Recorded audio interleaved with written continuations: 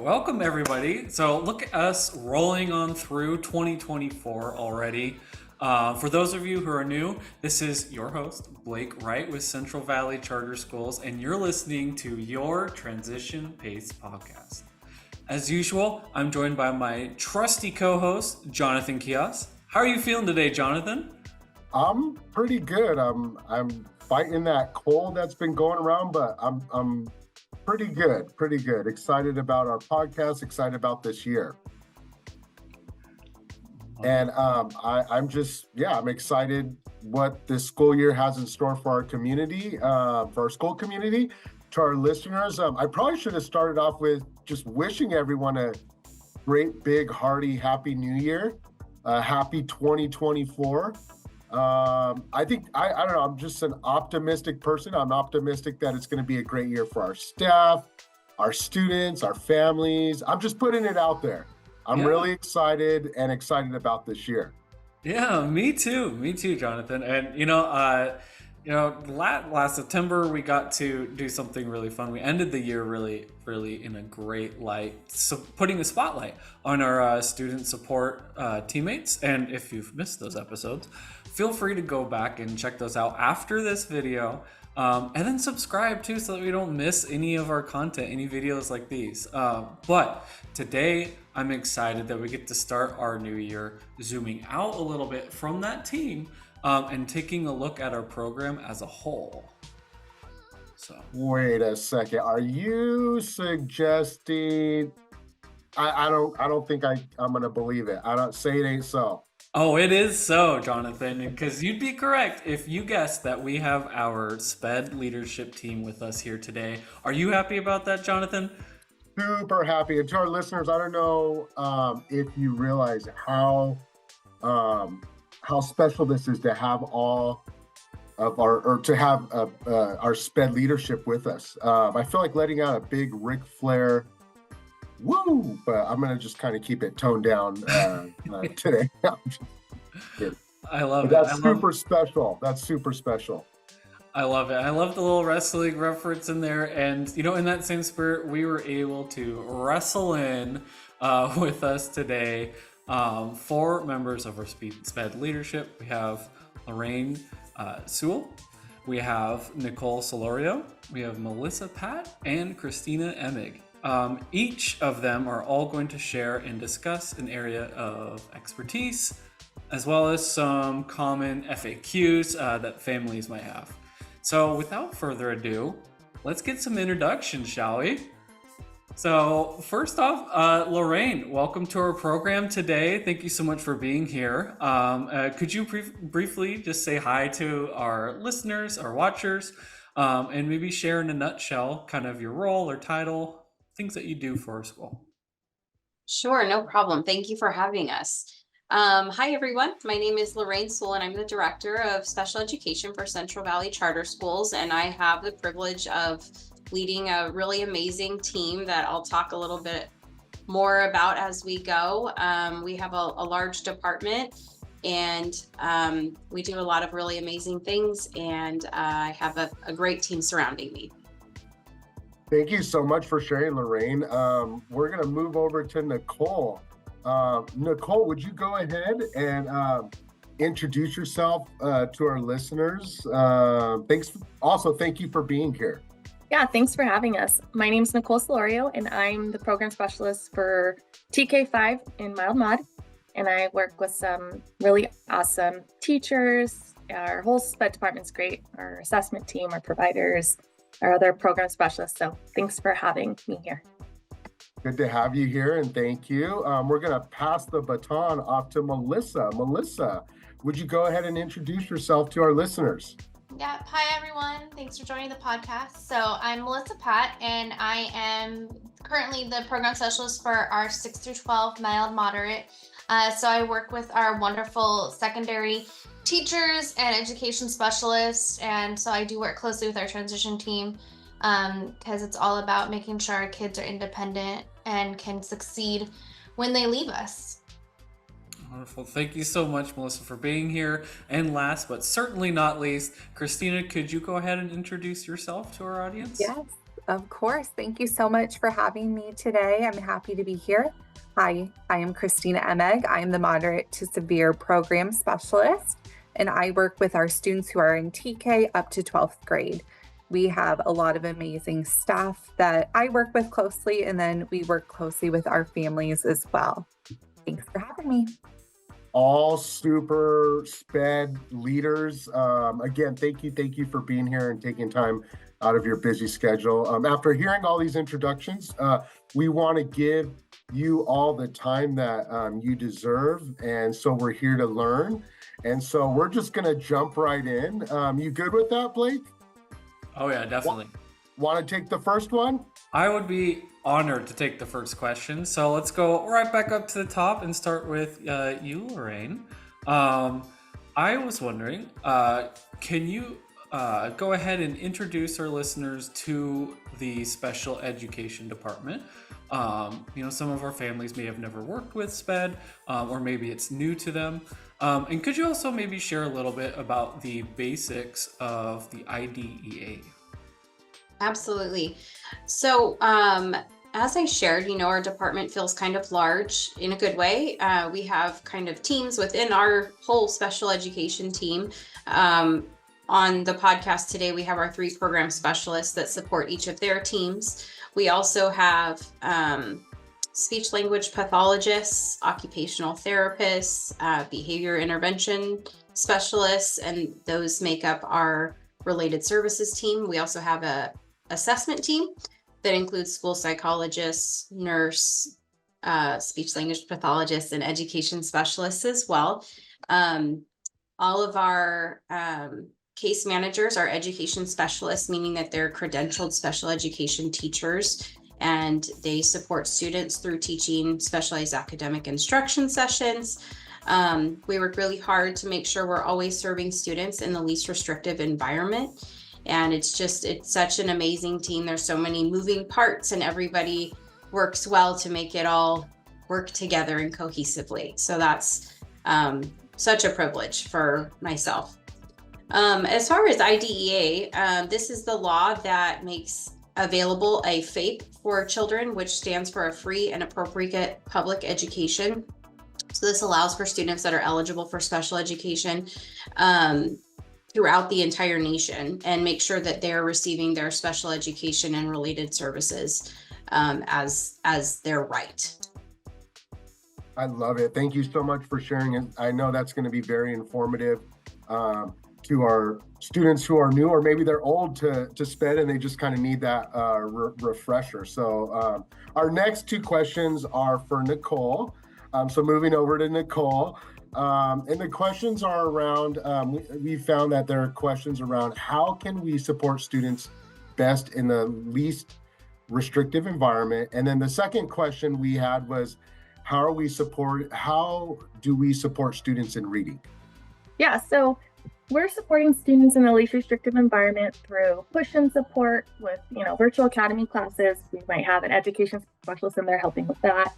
If they just need a little bit extra help in certain areas, we also, utilize accommodations, which are huge, collaborations with general education teachers. So we're all on the same page as far as what curriculum they're using, what intervention they're doing, and just really trying to utilize those least restrictive supports first.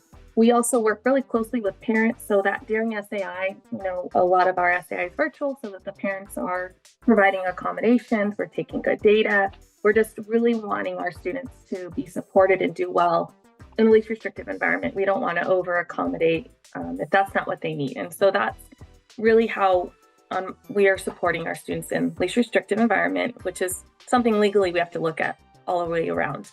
The next thing in reading, especially with my team, a lot of little guys, reading is a big area of need. And so my teachers, we've created a 3-day-a-week Reading Horizon program. Basically, that's Orton Gillingham based. It's structured reading, and we've seen a lot of growth with our students doing the 3-day-a-week and able to actually then move into reading fluency and reading comprehension. It's research-based, and it's a structured literacy approach, and it incorporates a lot of elements. It's explicit and systematic, and so it's great looking at data and just seeing our students doing well and being confident in reading so that they can continue to grow in their education. So that's kind of what my team's been working hard at this year. That's amazing. Thank you so much for sharing that. And it's definitely going to be, I think, really useful and very informative for our listeners. And I thank you for all the work that you and your team do for our students and our school. Moving over to Melissa now, many of our listeners might have questions, as well as a lot of our high school students, about pathways. And so we have a few questions that I'm going to throw at you rapid fire here. So would you be able to share a little bit about what SPED in high school can look like, as well as different graduation pathways? And then also, how are students supported as they become independent adults? And then lastly, if you remember this one too, could you also touch on what transition and SAI services look like? I'll do my best to hit all of those. So yeah, it's a really important conversation. Even our middle school parents start to have the, oh my gosh, I only have so many years left with my kiddo. It flies by. So we do a lot to support our kids, even in middle school going into high school, to be ready for that final transition to adulthood. It starts with the least restrictive environment, kind of what Nicole said. We have an amazing study skills program we've been developing, and we have some wonderful changes coming for next year. You're actually the first to hear about it. We're going to be beginning a homeroom model. So every student will start their day with two education specialists, one who specializes in math, one who specializes in reading. So they'll have a successful start to the day. So on top of looking at academic needs, they'll help with executive functioning and, what does your day look like? What do you need to be successful? If we have kids with emotional needs, like what kind of day are we going to have? How do we make that happen? So it's going to be really, really great. We also have a lot of discussions about the two different pathways to graduation. So in California, you have the straight traditional California pathway, and it's the basic requirements to earn a high school diploma. High school diplomas, we talk about a lot, are really important because without one, there are a lot of jobs you can't even apply for. And a lot of families don't realize that.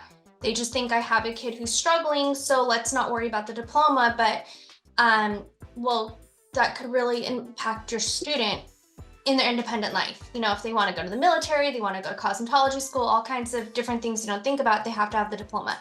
So the California basic pathway is 3 years of English, 2 years of math, 1 has to be algebra, 2 years of science, 1 is like biology or botany, but biology is the most common one, and then a physical science.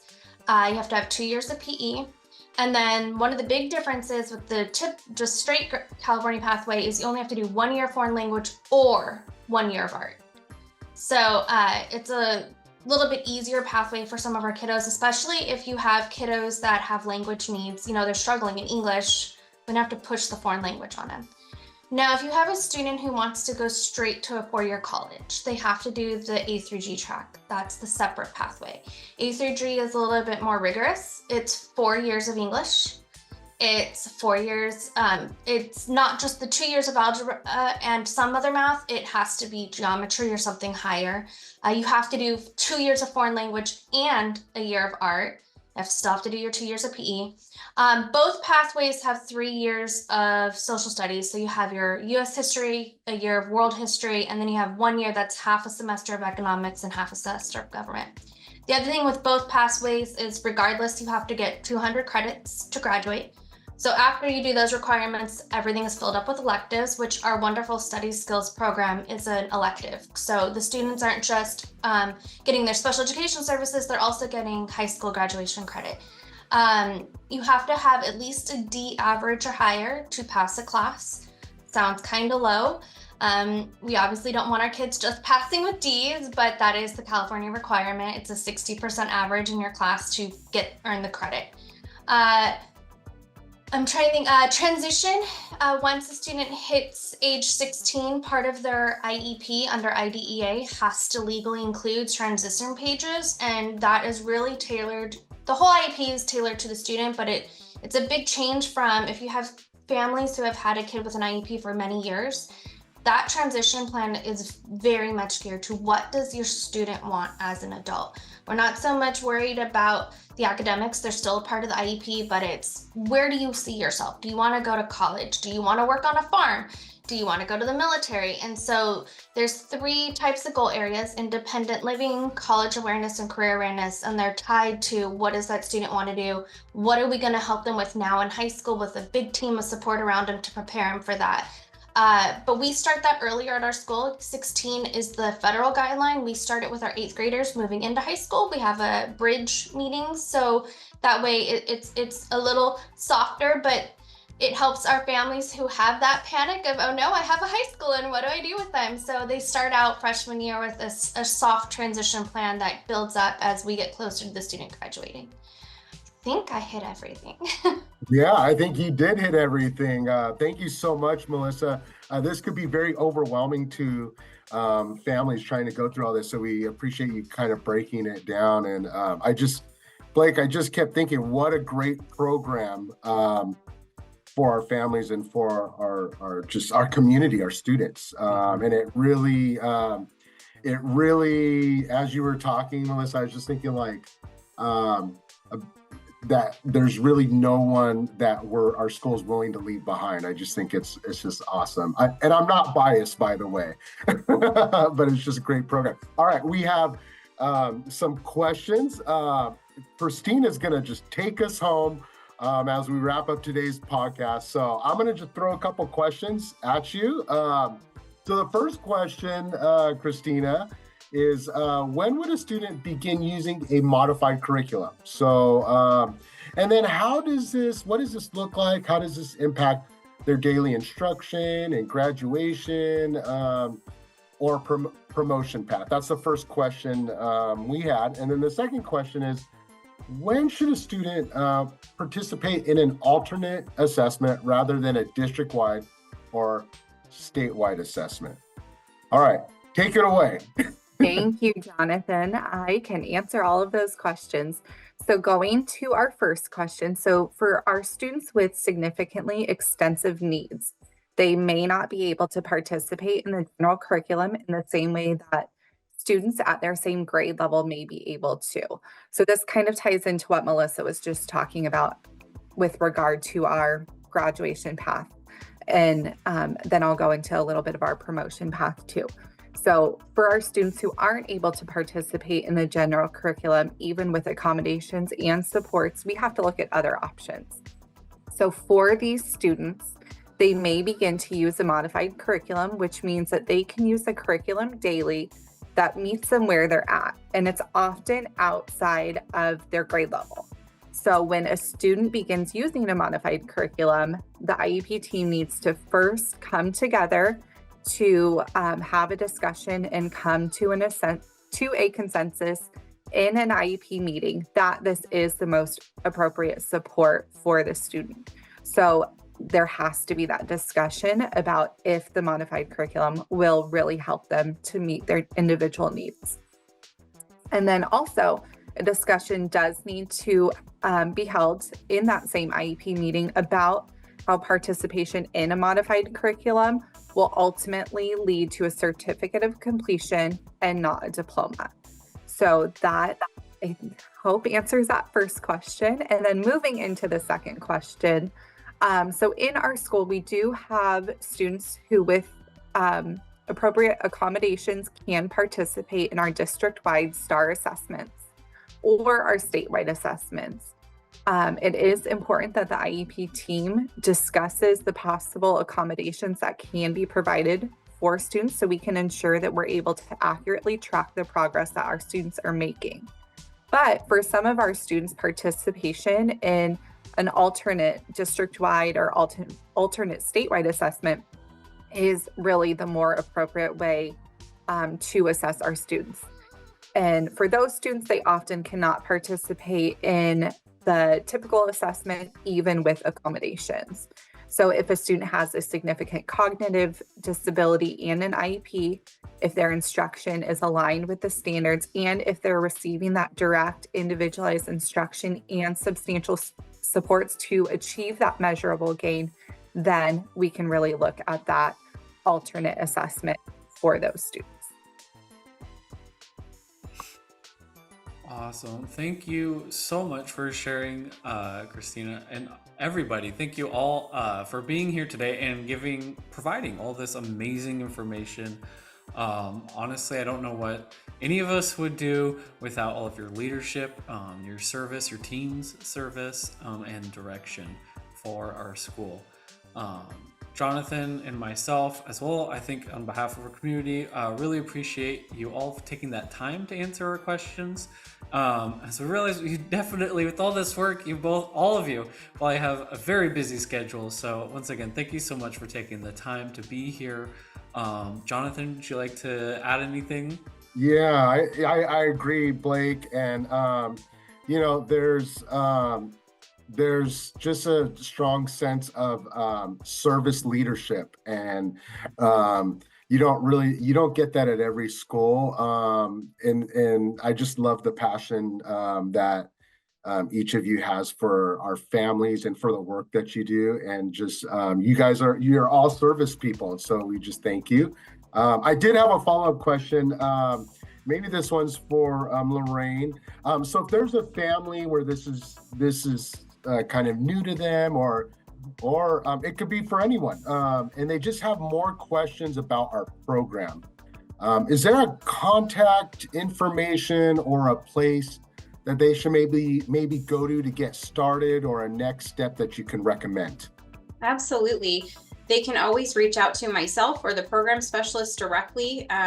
We're all pretty good about answering our phones or returning phone calls in a timely manner.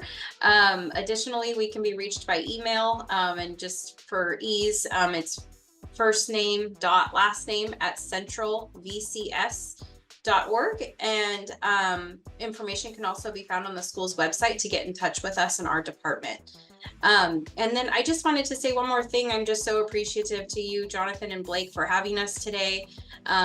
You guys and the whole transition department do so much to support our students and our families, and we're just grateful to all be part of the same team. Awesome. Thank you so much. And the feeling's mutual. So really appreciate just everyone. It's a blessing to be here, working with all of you and providing these services for our students. We'll go ahead and put the information that you mentioned, Lorraine, down in the descriptions or the comment section. Listeners, feel free to reach out if you have any of those questions, and make sure you share some love for our wonderful SPED leadership down in our comments. And then also drop a like and especially subscribe. You want to make sure that you can stay up to date on all of our awesome videos and content that we can get to you. And share it. If you maybe don't have questions, but you know somebody who might, go ahead and share this video over to them, and maybe it'll answer something. So all right. With all of that, that's it for today's podcast. So thank you all again. And until next time, thank you, listeners, for tuning into your transition podcast, and we'll see you in the next one. Bye.